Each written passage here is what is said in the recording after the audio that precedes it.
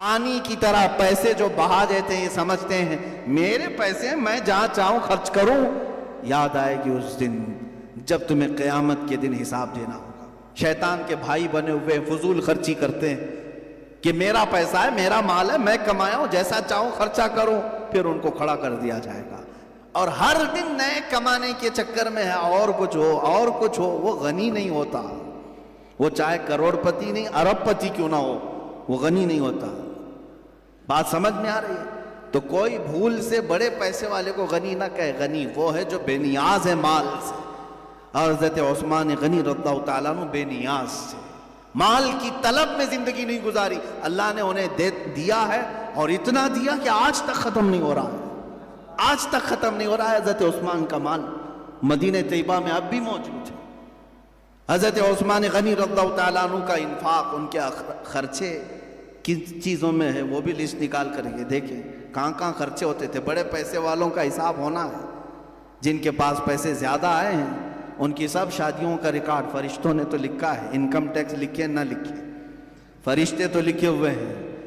آپ ہر چیز ڈر کر کے فائل کرنا ہے. مارچ اپریل آنے سے پہلے ڈر کتنا لگتا ہے انکم ٹیکس کا کہ فائلنگ کروا دو سی اے کو بول کر کے، وہ ساری سیٹنگ کر لے گا. سی اے کرامن کاتبین کوئی سیٹنگ نہیں کر سکیں گے. یفعلون ما یؤمرون، وہ جتنا ان کو حکم دیا جاتا ہے اتنا پورا کرتے. تمہارے سارے اخراجات کا حساب دینا ہوگا، ہر چیز کا حساب دینا ہوگا. پانی کی طرح پیسے جو بہا دیتے ہیں، یہ سمجھتے ہیں میرے پیسے میں جہاں چاہوں خرچ کروں. یاد آئے گی اس دن جب تمہیں قیامت کے دن حساب دینا ہوگا. جانتے ہیں کچھ لوگ ایسے ہوں گے جو صرف اپنی جوانی کا حساب دینے کے لیے 300 سال لگا دیں گے. 300 سال کھڑے کر دیا جائے گا، ہر چیز کا حساب دیتے رہو. ظاہر سی بات ہے تمہاری بہت موٹی فائل وہاں آئے گی. ایسا نہیں کہ 4 پنے کا کوئی پیج نامہ اعمال ہوگا. نامہ اعمال جس کو کہا گیا ہے وہ کیسا ہوگا پتہ ہے؟ مفسرین فرماتے ہیں قیامت کے دن وہ دیکھے گا، فرشتے لا رہے ہوں گے اس کی کتابیں، تو جہاں تک اس کی نظر جائے گی وہاں تک صرف اس کی کتابیں ہوں گی. اس کے اعمال لکھی ہوئی کتابیں وہ لا ہی رہے ہیں. فرشتے کہیں گے سب تجھے پڑھ کے سنانا ہے، سب پڑھ کے سنانا.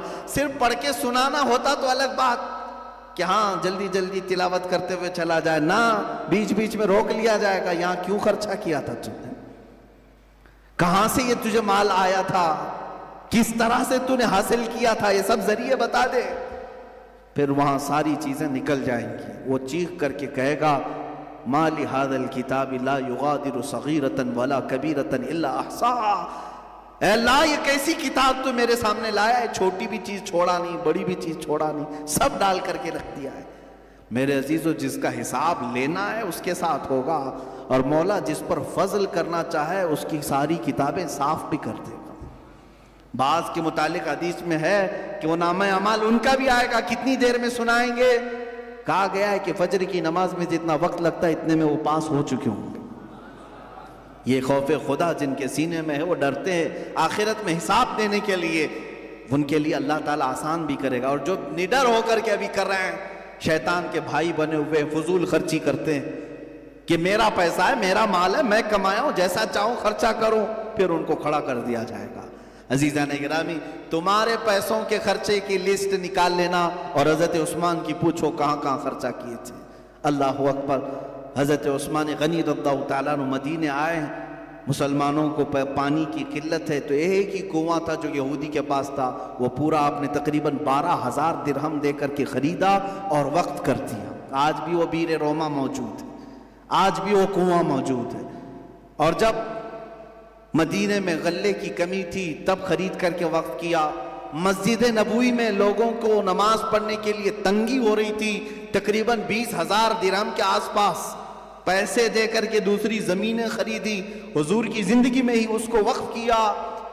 آج مسجد نبوی شریف کی جو توسیع ہوئی ہے، جو اصل مسجد نبوی ابھی جو اندر پڑھتے ہیں وہ حضور کے زمانے کی جتنی مسجد ہے اس میں حضرت عثمان کی خریدی ہوئی زمین ہے. حضرت عثمان غنی رضی اللہ تعالیٰ عنہ کی خریدی ہوئی زمین ہے. اتنا ہی نہیں میرے عزیزو، جب جیش عسرہ جنگ تبوک میں جا رہے تھے حضور صلی اللہ علیہ وسلم، مال کی بہت کمی تھی تو سفر بہت لمبا تھا اور موسم بہت سخت تھا. حضور نے اعلان کیا کہ کوئی اس کے لیے مدد پیش کرے گا. حضرت عثمان غنی نے 1000 اونٹ ساز و سامان سمیت وقف کیے جیش اسرا میں. آج کے زمانے میں بھی جاؤ اونٹ خرید کر کے دیکھو کتنے کا آتا ہے، پتہ چلے گا. عرب میں اس وقت اونٹ جو ہے ساری چیزوں کا ذریعہ تھا، وہ سواری بھی تھا، بہت ساری چیزوں کے لیے استعمال ہوتا. 1000 اونٹ. آج کے زمانے میں بھی 1,00,000 سے کم کے اونٹ ملتے نہیں ہیں، اچھے اونٹ جو ہوتے ہیں. 1000 اونٹوں کو حضرت عثمان غنی نے وقف کیا. پھر حضور نے دوبارہ اعلان کیا ہے کوئی اور جو اللہ کی راہ میں وقف کرے. پھر حضرت عثمان کھڑے ہوئے 2000 اونٹ پھر سے دیے ساز و سامان کے ساتھ. پھر حضور پاک نے اعلان کیا، تیسری بار بھی حضرت عثمان کھڑے ہوئے اور پھر 1000 اونٹ دیے. 3000 اونٹ، اتنا ہی ساز و سامان، اتنا ہی غلہ پورے جیش اسرا میں حضرت عثمان نے خرچ کیا. میرے آقا کھڑے ہو کر کے اعلان کیے آج کے بعد سے کوئی عمل عثمان کو نقصان نہیں دے سکے گا اور کوئی چیز ایسی نہیں ہے جو جنت میں لے جانے سے اسے روک سکے. حضرت عثمان غنی، میں نے شاید پچھلے سال کہا تھا کہ یہ جو 3000 اونٹ اور 3000 کا ساز و سامان غلہ کسی نے کیلکولیٹ کیا اور اس کو اس زمانے کے حساب سے اگر آج کے پیسوں سے بتایا تو وہ 1 ارب روپیے سے بھی بڑھ کر کے ہے. 1 ارب 14 کروڑ روپے کے آس پاس یہ قیمت ہوتی ہے. کوئی اتنا بڑا دان کرنے والا، چندہ کرنے والا، 10 روپے کی پھٹی نوٹ دے کر کے مسجد پر حکومت جمانے والے بہت ملیں گے. اور اگر اس سے زیادہ کچھ دے دیا تو پھر وہ اپنا راج سمجھتے ہیں. میں نے سیمنٹ لگایا، میں نے ماربل لگایا، میں نے لائٹنگ لگائی ہے، میں نے قالین بچھایا ہے. عزیزان گرامی، اللہ کی راہ میں دینے کے بعد حضرت عثمان کا حال کیا تھا جانتے؟ 1 ارب 14 کروڑ یا 25 کروڑ اتنا مال دینے کے بعد حضرت عثمان غنی کو جب کبھی کوئی پوچھتا تو وہ کہتے کہ مجھے یاد بھی نہیں ہے. ان کو اس چیز کا یاد بھی نہیں کہ وہ کتنا مال دیے تھے. عزیزان گرامی، لوگوں کو اس طرح سے اللہ کی راہ میں جو غلام ہوتے پیسے دے کر کے خریدتے اور انہیں آزاد کر دیتے، حضور کی غلامی میں رکھتے ہیں. کتنے ایسے غلام ہیں جن کو حضرت عثمان غنی نے مال سے خریدا اور وقف کیا. کئی مقامات ایسے آئے جہاں مسلمانوں کو تنگی آئی، اپنا مال خرچ کیا اور پھر ان کو اللہ کی راہ میں وقف کیا. لیکن ایک وقت اس عثمان غنی پر ایسا بھی آیا کہ بلوائی مصر کے بغاوت کر کے آ گئے اور حضرت عثمان غنی کے ارد گرد، گھر کے ارد گرد محاصرہ کر لیا. 40 دن تک آپ پر کھانا پانی بند کیا گیا تھا. واقعات کربلا کے درمیان یہ بات بھی آنی چاہیے. حضرت عثمان غنی کو مسجد جانے سے تک روک دیا. یہ بلوائی، یہ نیو مسلم تھے، مصر کے، ایجپٹ کے، اور ان کو بھڑکایا تھا ایک عبداللہ بن سبا نام کا شخص، یہودی جو اسلام لایا تھا، اور وہی ہے جو حضرت علی کے شیعہ پیدا کرنے میں بہت بڑا معاون تھا. یعنی ایک الگ جماعت پیدا کرنے میں، الگ جماعت. حضرت علی رضی اللہ تعالیٰ عنہ کے جو اصل شیعہ ہیں الحمدللہ وہ ہم ہیں. شیعہ کا مطلب ہے حمایت کرنے والا. حضرت علی کرم اللہ وجہہ الکریم کی محبت اصل میں جس طرح سے ہے الحمدللہ اہل سنت و جماعت کرتے. اور یہودیوں کی طرف سے جو چیزیں بنائی گئی تھی عبداللہ بن سبا کے ذریعے سے، حضرت عثمان غنی کے گھر کے اطراف محاصرہ کیا 40 دن تک. حضور کی زوجہ حضرت حفصہ پانی لے کر کے اپنے خچر پر جا رہی تھی، ان بلوائیوں نے تیر مار کر کے ان کو بھی گرایا تھا. حضور کی زوجہ کو، ام المومنین کو 40 دن گزر گئے.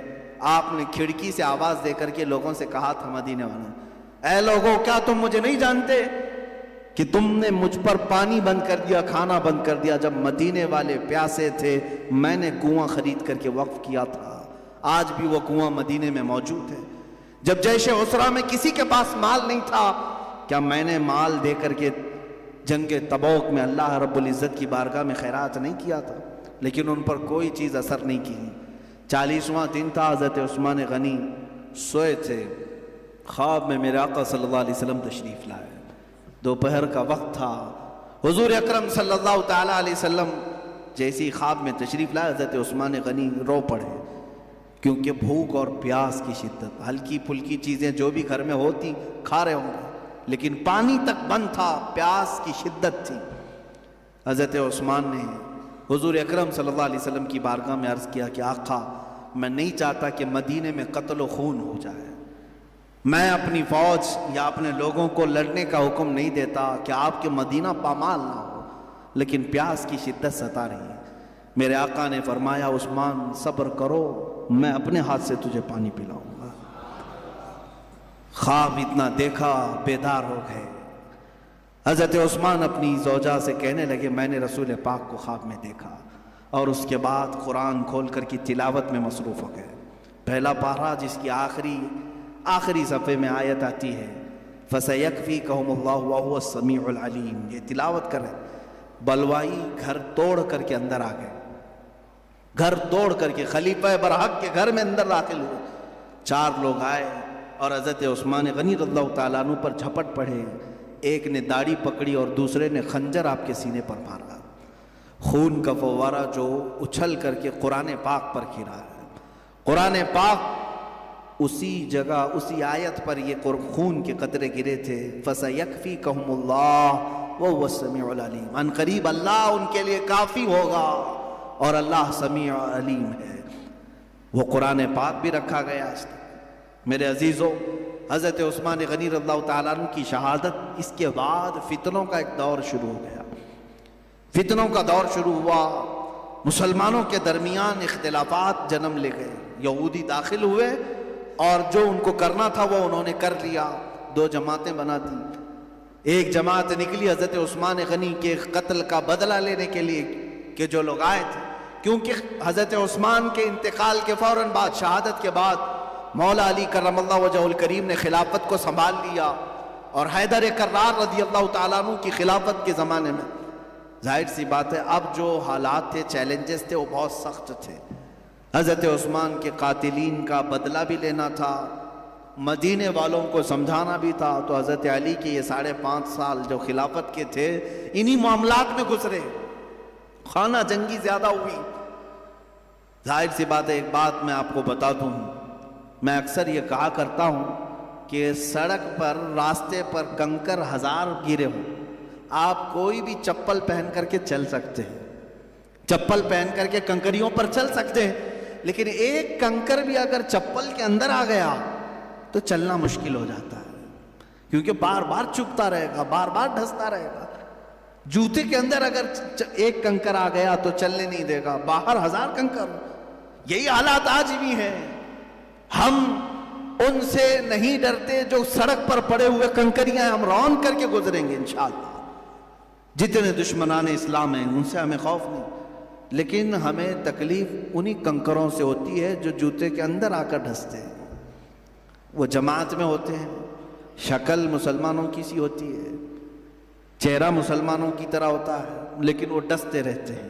حضرت علی کرم اللہ وجہہ الکریم کے ساتھ یہی معاملات ہوتے رہے، دسیسہ کاریاں ہوئیں، لوگ فریب کرتے رہے، اور حضرت علی کی شہادت کا بھی سبب یہی بنا۔ جب آپ محراب میں تھے مسجد کے قریب، حضرت علی رضی اللہ تعالیٰ عنہ کو کوفہ کی جامع مسجد میں جو شہید کیا وہ خارجیوں نے۔ خارجی کون تھے؟ پہلے مسلمان ہی تو تھے۔ حضرت علی کا انکار کر گئے، حضرت علی کو کفر کی طرف پھیر دیا معاذ اللہ۔